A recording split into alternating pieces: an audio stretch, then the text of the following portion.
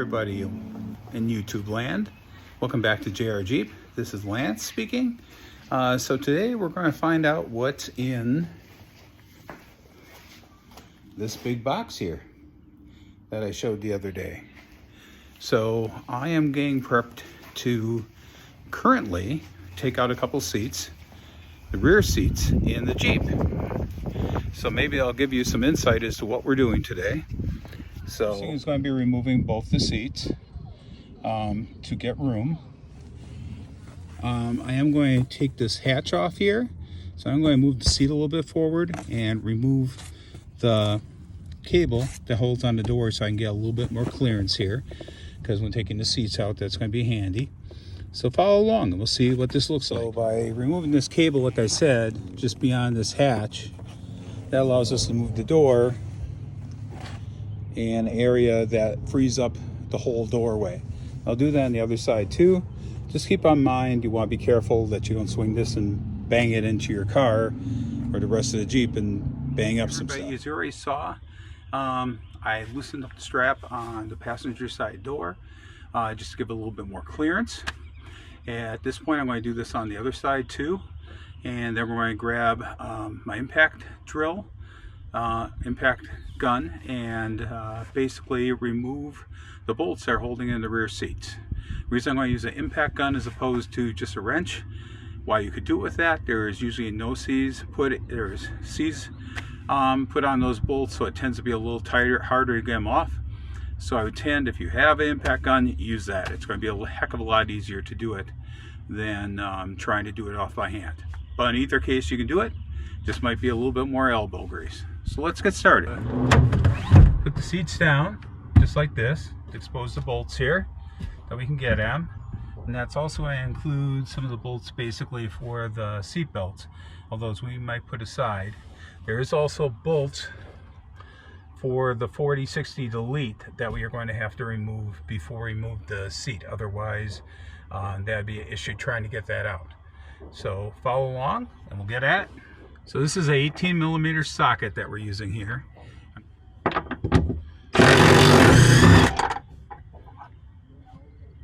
There we go.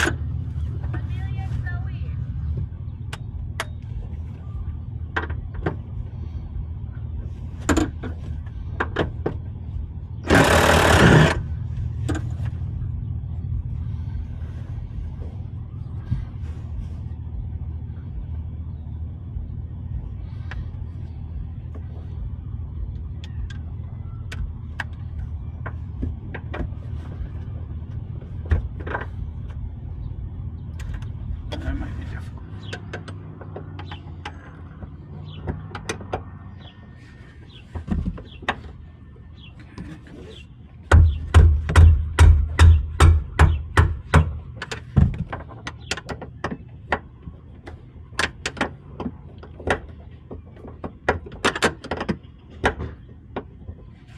Okay, let's see if we can get this.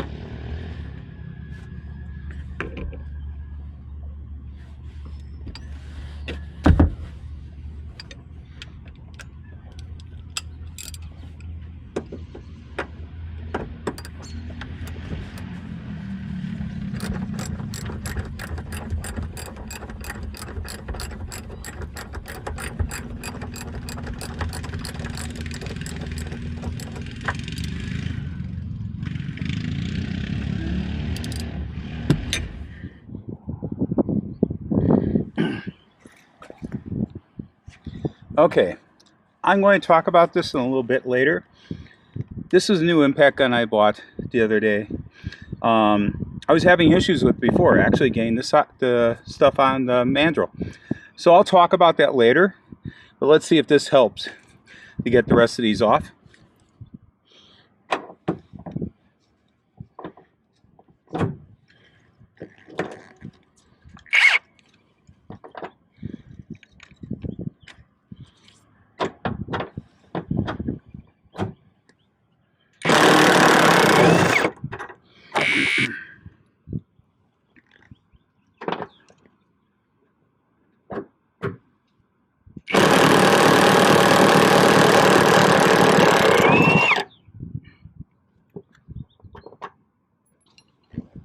For sure, a lot of difference. Okay.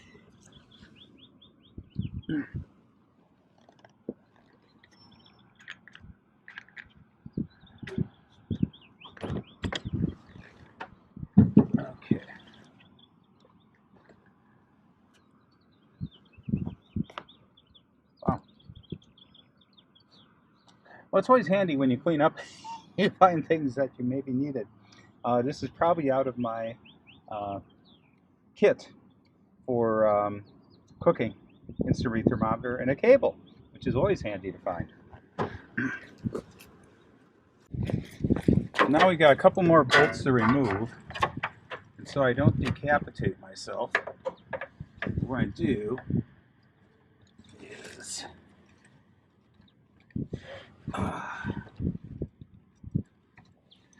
put that around, fold up the seat. So if you can't see, I actually put a bungee cord around there. That should help holding it. And we have a few more bolts to remove, basically on the insides of here. So we're going to take those out.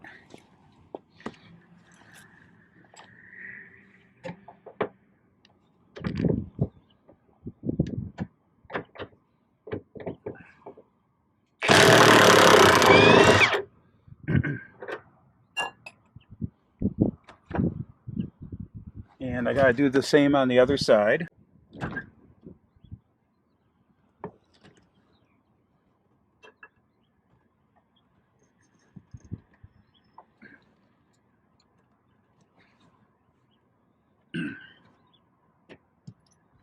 So we have two more bolts over here.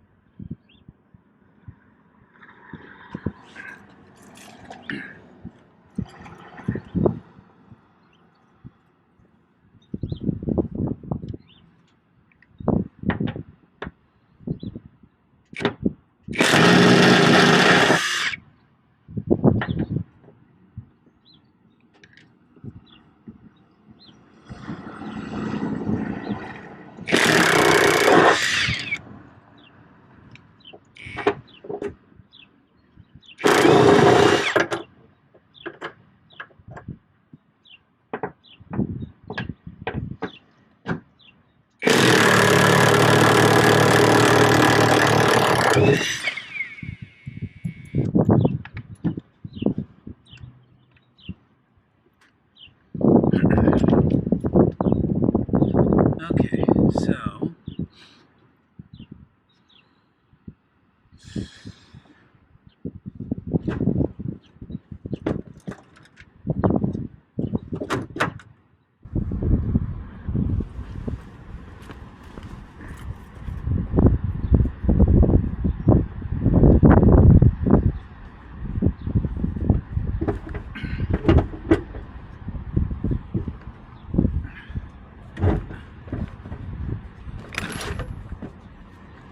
so we got one seat out.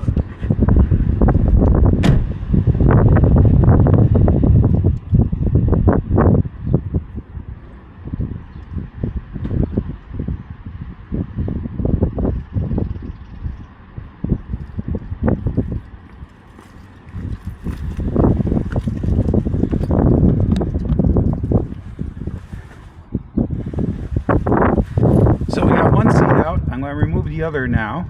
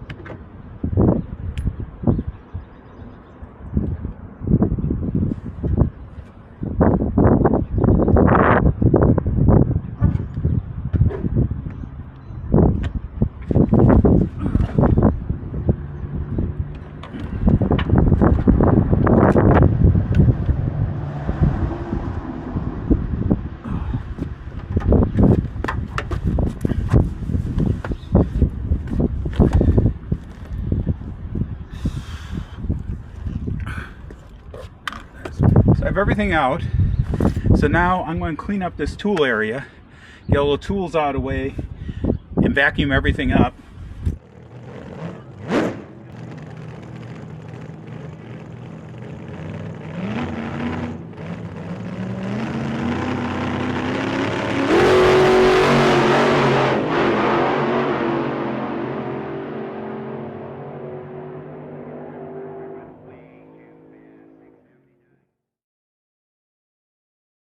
Okay, so now after our long wait, we're going to see what's in the box.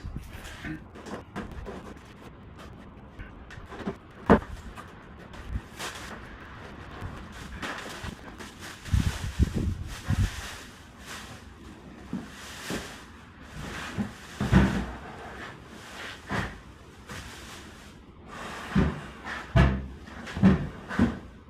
hoping you can see this all, folks.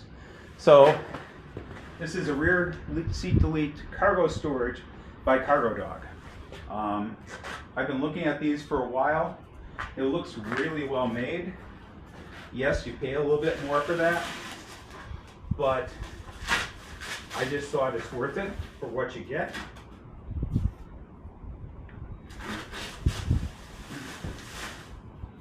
So it has lockable storage as well. That's one facet I like.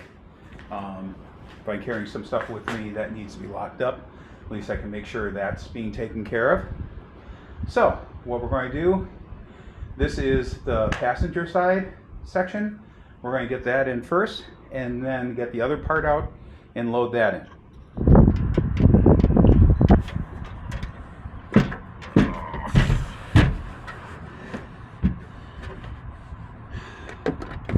So that's the one side. Excellent. I'm going to get the other side. So if you can see this, there is 3 notches here to line up with holes that are in this other option, the other side. The one thing I just want to verify, there's a cord here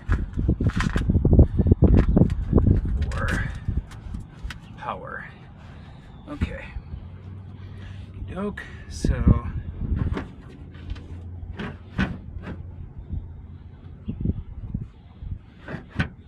there we go.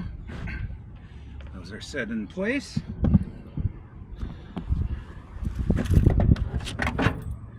So you can see there's a gas assist shock on there. So it actually just comes right up and held up so you don't have to hold it if you're digging in here for stuff. There's a pad in there, and this is what I was looking for, is actually the power cord in that. So this gets hitched up. There's actually lighting in here, which I'll show you once I get everything all hitched up. There's a pad in here as well. We're going to take this out because we're actually using a couple of the holes from the seat delete to mount this in and lock it in place. So I'm going to go get a couple of those bolts, put that in.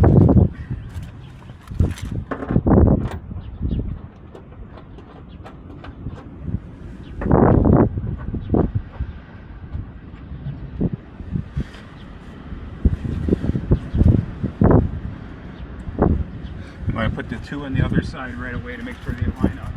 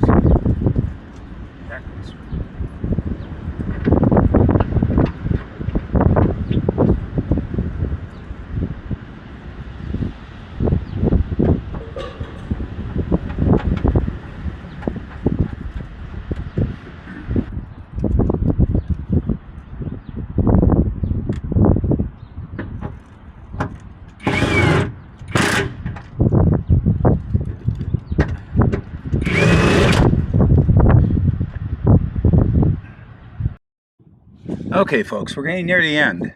Securing the bolts for the CargoDog storage.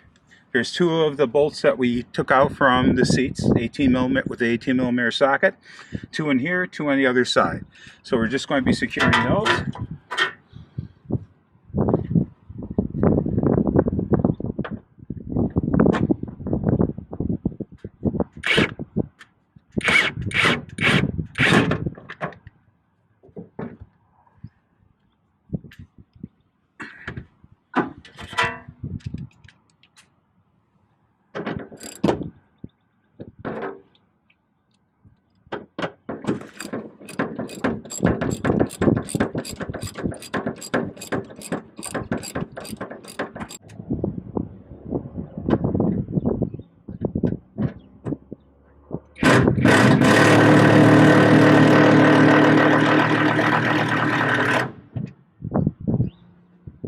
So you can see we have two bolts here.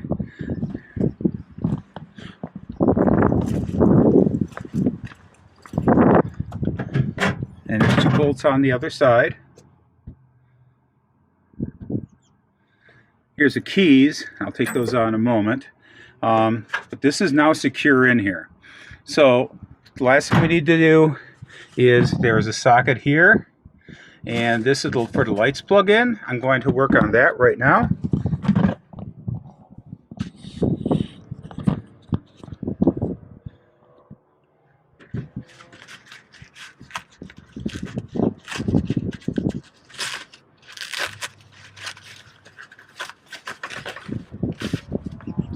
So this is a cigarette socket. Okay, so that could go in the power bank in the back, or it could go in the one in the armrest. What I gotta look for though is where this goes. In the glove box we had some stuff basically as far as the install and that. Probably should open that up early. And a CargoDog sticker.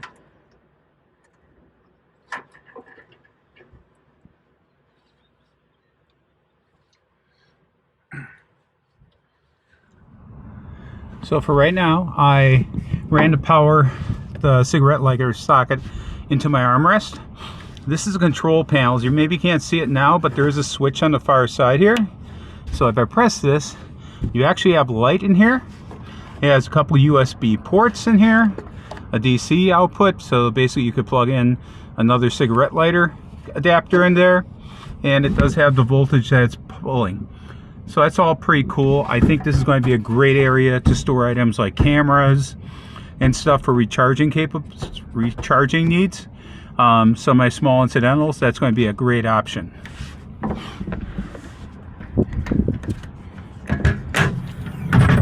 And here is the outside, and there is a light on here. I know it's hard to see right now, but you can see it there. There's a light in there as well.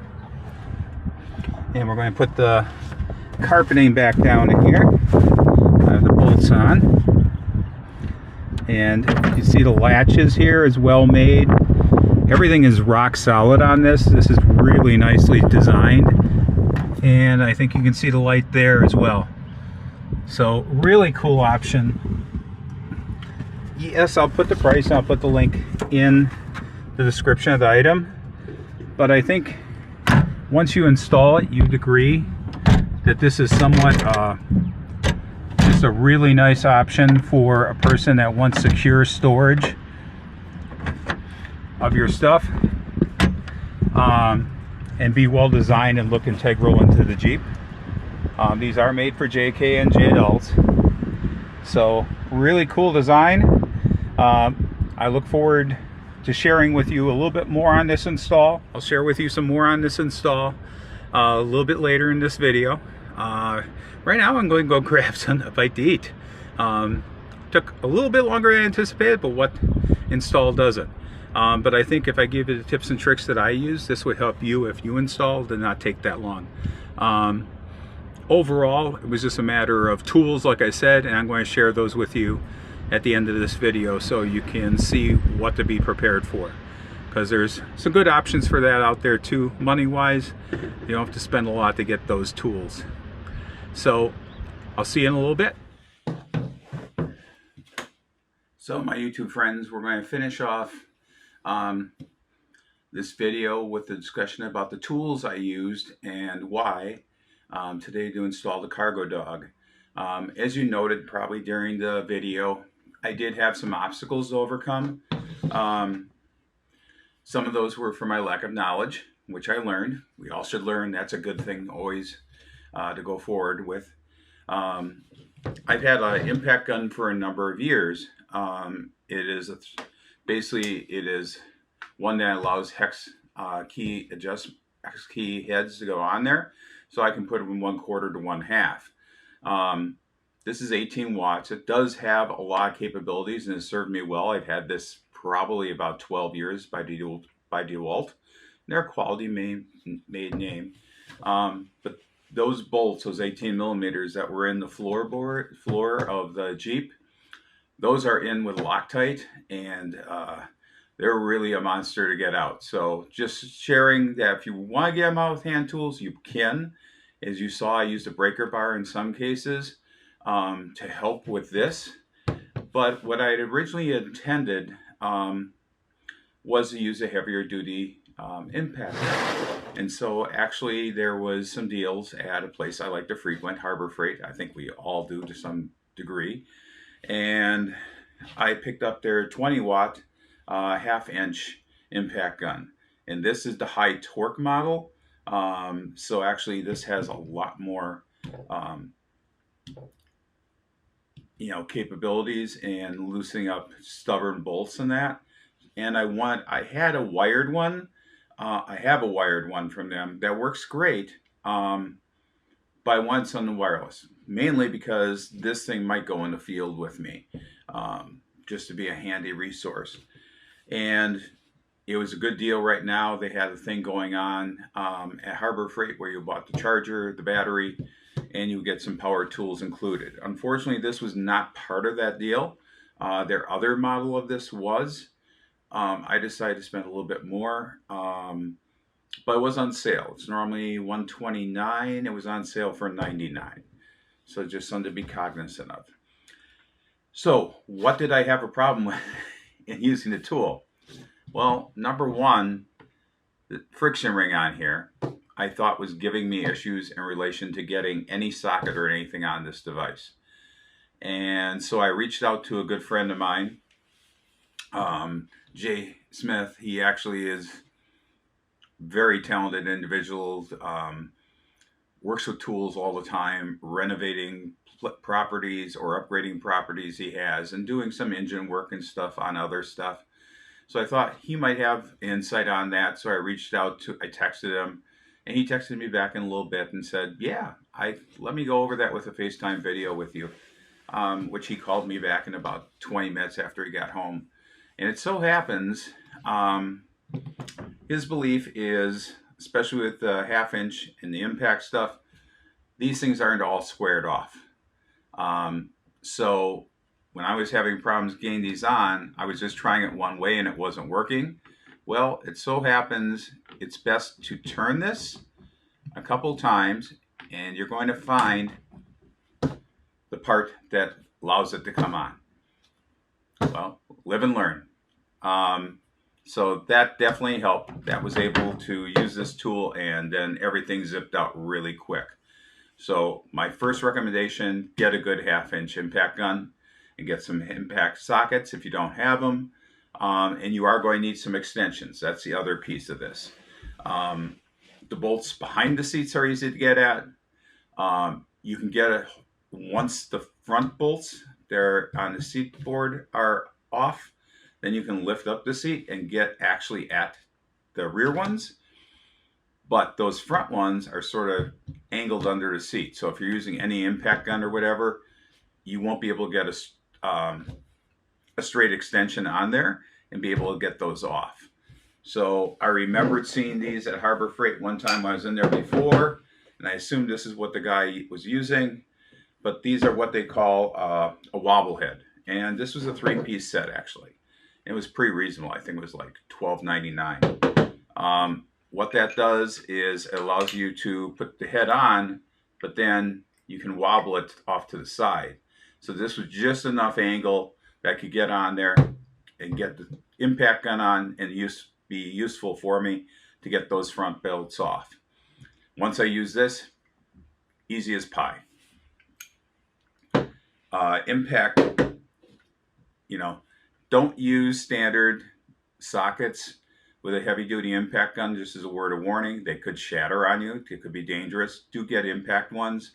Again, at Harbor Freight, these are pretty darn reasonable. I bought this whole set. I think it was like 25 bucks. And got a holder for them. This is something that now I've used a number of times.